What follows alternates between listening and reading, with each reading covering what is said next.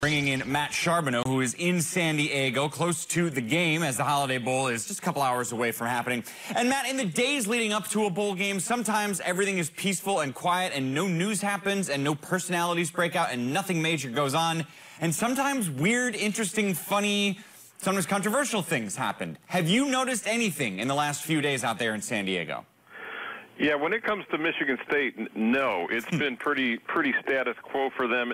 Look, this is a team, as we all know, last year was 3-9, missed out on a bowl game for the first time in Mark D'Antonio's tenure there, and had a senior class, this year's senior class, that had been to all the highs. They'd won Big Ten championships. They'd been to the playoffs. So it was really key for them. It's a small group, not many, only 15 on the whole roster and only about 5 that contribute. It was important for them to turn this thing around quickly this year.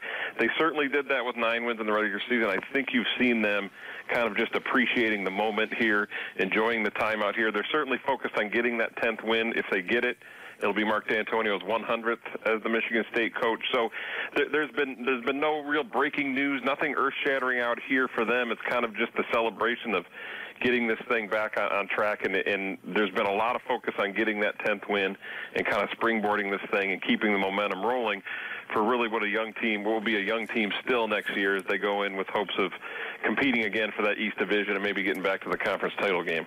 Give me your perspective on exactly how different these head coaches are in this game. That's an interesting one. To try and compare that or describe that is difficult. When you have Mike Leach at the press conference talking about pet raccoons and spending his time getting his coffee to cool down, and Mark D'Antonio's dialed in on, game plan. Look, they're very different guys, but I think what you notice is they both have their very specific ways of running their team. They have a style they play, and they play it to a T, and I think that's why you see them be successful. Now, certainly they're different people, and Mike Leach can be a lot of fun. Mark D'Antonio's in his own way, too. He closed it by saying, "Is no one going to ask me about a raccoon?" So, look, he has fun, too. It just might not be as noticeable to everybody, but I think both teams respond to their coach, and I think that's what's important. Yeah, he is sneaky funny. It's a very stoic, quiet form of funny, but it is there. What would you say he believes is the key for the Spartans in this game? Well, I think getting after the passer, creating some sort of pressure, I think is going to be important for this defense. Now, they haven't seen an offense like this exactly. I mean, you see tempo with Indiana. You see a lot of throwing with Northwestern. You don't see it quite like Washington State. I mean, they don't really use tight ends. They get it to the backs a lot.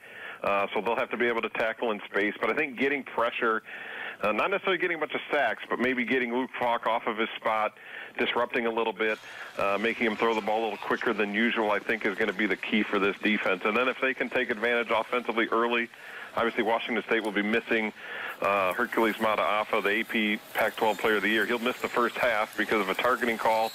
So if they can get something going offensively early, I think they're going to be feeling pretty good about their chances tonight.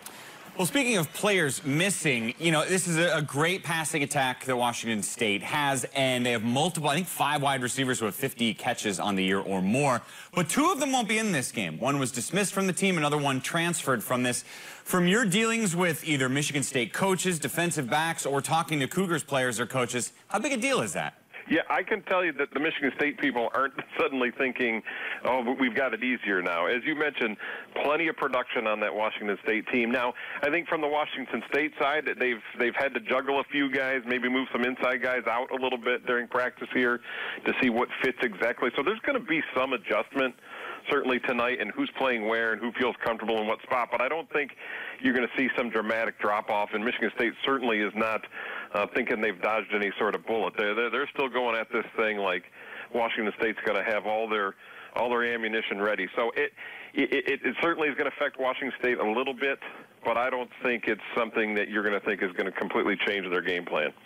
Last one for you, Matt. Considering what happened last year for Michigan State, what would this win, the 10th on the season, a Holiday Bowl victory, mean for the program? Yeah, it would be kind of validation to everything they've done. Look, I think win or lose, what they've been able to accomplish this season has been done. To go from 3 wins to 9 is really impressive, and that can't be taken away. I think tonight, if they get a win, would kind of validate that, keep that momentum rolling into the offseason. Always appreciate the thoughtful and well-said insights from Matt Charboneau. Matt, thanks so much for the time. We appreciate it. Thanks, Mike.